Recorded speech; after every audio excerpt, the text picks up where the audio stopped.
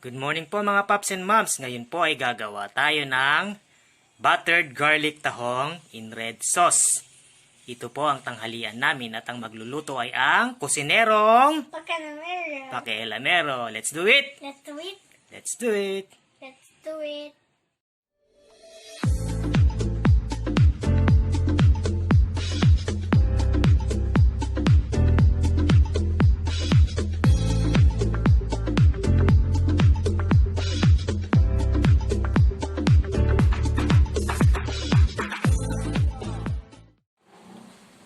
Yan po mga paps and moms, ang ating kusinerong Pacalamero. ang magluluto ngayon. Iga-guide ko po siya. So, maglagay ka ng water. Water. Lagay ka ng water. Water. Dahan-dahan. Dahan-dahan. Natapon na tuloy. Ayan. Then, ilagay natin ang Sir. tahong. Tahong. Ito. Lagay mo yung tahong. Tahong. Dahan-dahan. Buhos mo. Ay, gali. Antayin lang po natin siyang kumulo mga paps and moms. Kasi tatanggalin natin sa shell yung laman. Lakasan mo yung apoy. Yun yung apoy. Ayan, lakasan mo. Ganon. Ayan. Antayin lang po muna natin siya kumulo. Then, lulutuin na ng ating kusinerong pakialamero ang aming pananghalian. Tayo mo na kumulo pa sa ma'am. Hintayin mo muna kumulo. Yan po mga paps and moms, kumulo na po ang ating tahong. Hinahalo-halo na po ng ating kusinerong Pacalamero. pakialamero. Ngayon, hanguin na natin siya, tanggalin natin siya sa shell. Patay mo muna yung kalan. Yan po mga paps and moms, umpisahan na po natin ang pagluluto ng ating buttered garlic tahong in red sauce. Lagyan mo ng butter. Kung wala kayong butter, margarine. Margarine. Pisilin mo. Margarine. Pisilin mo. Dalawang kamay. Dito. Sumutin mo. Haluin mo. Dahan-dahan lang ha. Lagi nyo pong tatandaan mga paps and moms, pag magluluto kayo ng mga stir fry, dapat butter or margarine ang gamitin nyo para mas malasa ang lulutuin nyo. Okay, sunod po natin ang Garlic. garlic. Okay.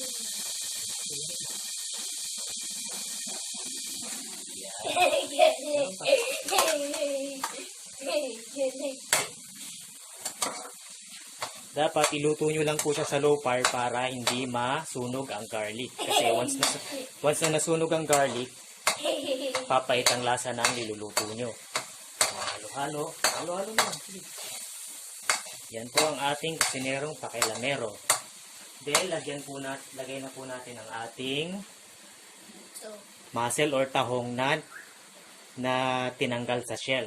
Lagay mo. Dalawang kamay. Ganun. Ay, gali. Yan pa isa. Yung tay. Haluin mo. Ayan. Haluin mo itong tahong. Hey. Tingnan mo ko.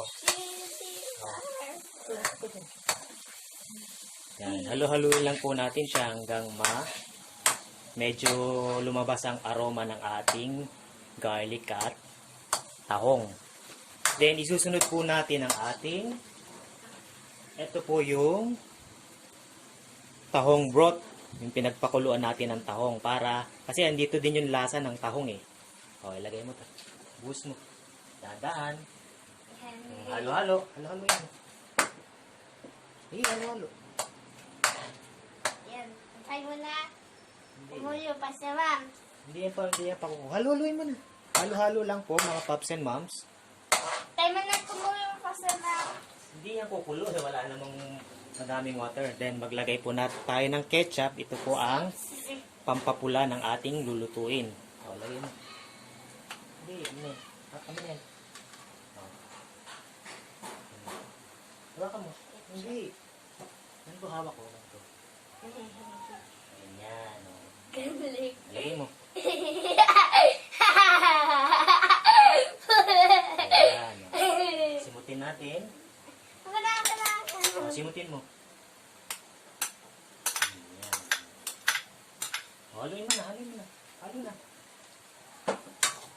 ganyan halo.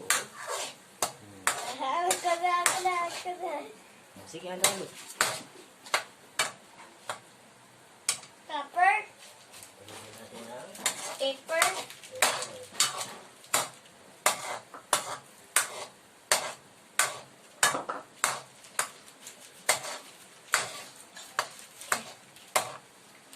lagyan din po natin siya ng Pepper. pepper. Halo-halo lang.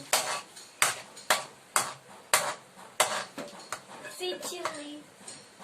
Then, a pinch of salt. Sugar. Salt, asin. Haluin mo konti.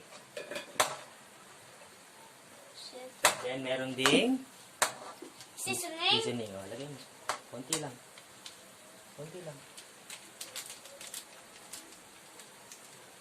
Yan. Haluin mo.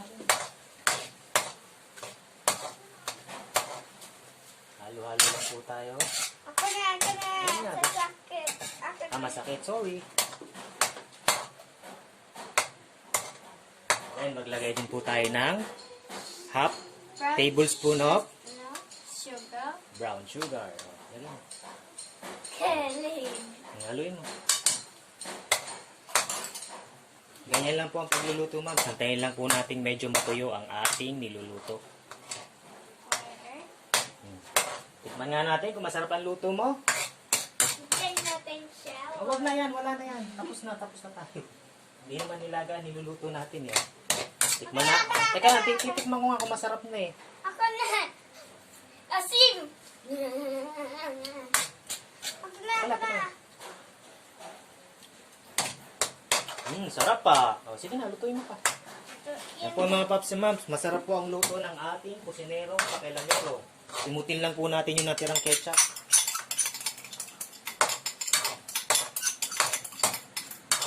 Halo-halo lang, sige. Tumang ko nga, sarap.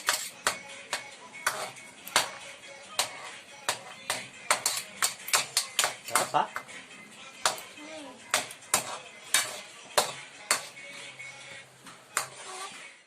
Luto mo na po.